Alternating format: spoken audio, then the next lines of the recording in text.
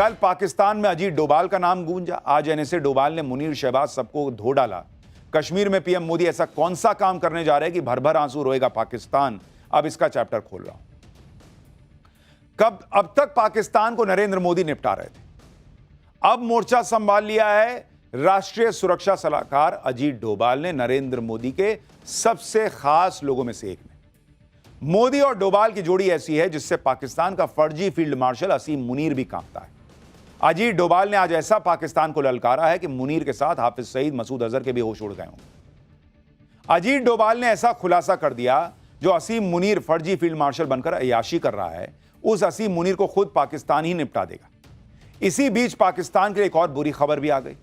असीम मुनीर तो खुद अय्याशी कर रहा है, लेकिन मुनीर की यह अय्याशी भिखमंगे पाकिस्तान को पूरी तरह से डुबोकर ही मानेगी। पाकिस्तान का क्या होने वाला है ये तो आगे बताऊंगा, लेकिन पहले देखिए कि पाकिस्तान ने कल ही अजीत डोभाल का नाम लिया और आज सबके सामने आकर अजीत डोभाल ने असीम मुनीर और आतंकी पाकिस्तान की कैसे जबरदस्त धुलाई की। अजीत डोभाल वो हैं जिनके नाम से पाकिस्तान कांपता है। नरेंद्र मोदी और अजीत डोभाल की जोड़ी ने पिछले 11 साल में पाकिस्तान के पसीने छुड़ा कर रख दिए। पाकिस्तान तो आए दिन डोभाल का नाम लेता रहता है कि डोभाल ने पाकिस्तान की दुर्दशा करके रख दी। पाकिस्तान में चींटी भी मरती है तो पाकिस्तान डोभाल डोभाल चिल्लाने लगता है। डोभाल का खौफ पाकिस्तान में आज से नहीं, डोभाल वो हैं जो पाकिस्तान में 7 साल तक जासूस बनकर रहे और पाकिस्तान को भनक तक नहीं लगी। अब तो अजीत डोभाल पाकिस्तान को खुला ठोक रहे हैं, तो पाकिस्तान घबराया हुआ है कि कब फिर कहां से मार पड़ जाए। इसलिए बात बात में पाकिस्तान अजीत डोभाल का नाम ले आता है। कल भी पाकिस्तान में अजीत डोभाल का नाम गूंजा था। आप सोचिए अजीत डोभाल के नाम भर से पाकिस्तान की कैसे हालत खराब होती है कि वहां बैठ के इस तरह का प्रोपेगेंडा फैलाया जा रहा है कि अजीत डोभाल की वजह से पाकिस्तान की हालत खराब है, वहां आतंकी हमले हो रहे हैं। कौन विश्वास करेगा? दरअसल पाकिस्तान की आर्मी इसलिए बौखलाई हुई है क्योंकि बीएलए यानी बलूचिस्तान लिबरेशन आर्मी ने पाकिस्तानी सरकार और मुनीर सेना की नाक में दम कर रखा है। बीएलए लगातार पाकिस्तान में अटैक कर रही है। बीएलए के लड़ाके पाकिस्तान में सेना के लिए काल बन चुके हैं। पाकिस्तानी सेना बीएलए से निपटने में नाकाम साबित हो रही है। अब पाकिस्तान की आर्मी के लिए मुसीबत इसलिए बढ़ गई क्योंकि मंगलवार से बीएलए ने बड़े हमले शुरू कर दिए। बीएलए ने पाकिस्तान में इस ऑपरेशन को ऑपरेशन बाम नाम दिया है। इस ऑपरेशन के तहत अभी तक बलूचिस्तान में 17 सरकारी और सैन्य ठिकानों को निशाना बनाया जा चुका है। बताया जा रहा है कि ऑपरेशन बाम में अभी तक पाकिस्तान की सेना और फ्रंटियर कोर को भारी नुकसान हुआ है। पाकिस्तान की सेना बीएलए से हर मोर्चे में फेल साबित हो रही है। ऐसे में अपनी नाकामी छिपाने के लिए पाकिस्तान बीएलए के हमलों का ठीकरा भारत पर फोड़ रहा है और अजीत डोभाल का नाम ले रहा है। लेकिन दुनिया जानती है कि आतंकवाद को कौन पाल रहा है। मुनीर की आर्मी खुलेआम आतंकियों के जनाजे में दिखाई दी थी। मसूद अजहर और हाफिज सईद को पाकिस्तान पालता है, ये सब जानते हैं। वहां आतंकी खुलेआम घूमते हैं, रैलियां करते हैं। पाकिस्तान की पुरानी आदत है कि पाकिस्तान में जब भी कुछ हो जाए तो भारत पर आरोप लगाओ। लेकिन इस बार पाकिस्तान की आर्मी ने अजीत डोभाल का नाम लेकर गलती कर दी। कल पाकिस्तान ने अजीत डोभाल का नाम लिया और आज अजीत डोभाल ने मुनीर, हाफिज सईद और पाकिस्तानी सेना सबको धो डाला। Thereafter, a lot of things are said that this thing, foreign press and all these things, they said Pakistan did that and this. You tell me one photograph, one imagery. These days, these imageries are from the satellites all over the world. They are this thing, which shows any Indian damage being done, even a glass pane having been torn.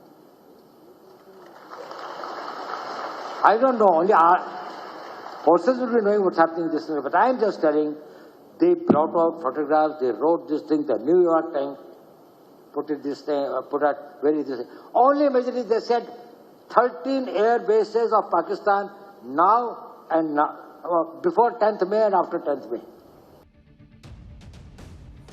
यानी अजीत डोभाल खुलकर बता रहे हैं कि भैया पाकिस्तान को ऐसा ठोका कि पाकिस्तान को नानी याद आ गई। लेकिन भारत को कहां ठोका, इसका कोई सबूत तो दिखाओ, एक फोटो तो दिखाओ कि भारत का एयरबेस फोड़ दिया, ब्रह्मोस गिरा दिया, ये कर दिया, वो कर दिया, सबूत तो दिखाओ। पाकिस्तान ने ऑपरेशन सिंदूर में खूब झूठ फैलाया था। विदेशी मीडिया ने भी भारत के खिलाफ माहौल बनाया था और इसी के सहारे असीम मुनीर फर्जी फील्ड मार्शल बन गया। लेकिन अजीत डोभाल ने आज सबको एक्सपोज कर दिया कि एक शीशा भी भारत का नहीं टूटा। उल्टे पाकिस्तान को ऑपरेशन सिंदूर में भारत ने ऐसा धोया कि कोई भूल नहीं पाएगा। पाकिस्तान के बहुत अंदर तक जाकर भारत पाकिस्तान को मारकर आया ऑपरेशन सिंदूर के बारे में पहली बार अजीत डोभाल खुद कुछ बोल रहे थे लोगों के सामने। सुनिए उन्होंने क्या बताया जो बहुत लोगों के एजेंडे को ध्वस्त कर देगा। We are really proud of it, not for necessarily what people perceive, that how much of an indigenous content was there. We are proud of it, that some of the best systems that worked, whether it was our BrahMos system, whether it was our integrated air control and command systems, whether it was our radars, we decided to have 9 terrorist targets in the crisscross of Pakistan. It was not only border area something, which we thought were there this way. We missed none. Ajit Doval जो इस पूरी planning के पीछे थे operation सिंदूर की, वो खुद खड़े होकर बता रहे हैं कि जो भारत ने चाहा, जैसे भारत ने चाहा वैसे पाकिस्तान के साथ ठोका उसको और किया। अजीत डोभाल ने जो जो बातें बताई, अगर उसकी सच्चाई पाकिस्तान की पब्लिक तक पहुंच जाए तो फिर वो फर्जी फील्ड मार्शल बने घूम रहे असीम मुनीर को दौड़ा देगी, क्योंकि असीम मुनीर इसी झूठ के सहारे जिंदा है। पाकिस्तान में चौड़ा घूम रहा है कि भाई हमने तो भारत में ये कर दिया वो कर दिया। इसी झूठ के सहारे असीम मुनीर पाकिस्तान में ताकतवर हो गया। ताकतवर बनकर असीम मुनीर जमकर अय्याशी कर रहा है। हमने आपको बताया ही था कि असीम मुनीर आजकल ऐसे तेवर में है कि पाकिस्तान का राष्ट्रपति उसके सामने फेल है। लेकिन आप यह देखिए कि इधर मुनीर की अय्याशी चल रही है, उधर पाकिस्तान की जनता कंगाली से जूझ रही है, कंगाल से और कंगाल होती जा रही है। कंगाल पाकिस्तान में हाहाकार मच गया है। पहले ऑपरेशन सिंदूर में पाकिस्तान ने मुंह की खाई, अब भूखों मरने की नौबत आ गई। वर्ल्ड बैंक ने जो नई रिपोर्ट जारी की है उसके मुताबिक पाकिस्तान के लोग और ज्यादा गरीब हो गए।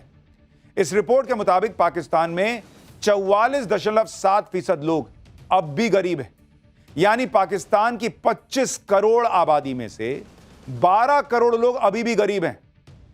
हर दिन 250 रुपए से कम की आय वाले लोगों की संख्या 4.9 से बढ़कर 16.5% हो गई। यानी पाकिस्तान में आप सोचिए भिखारियों की संख्या क्या है भाई, 16.5% लोग वहां ऐसे हैं जो दिन का 250 रुपया नहीं कमा पाते। पाकिस्तान में गरीब लोगों की आबादी लगातार बढ़ती जा रही है।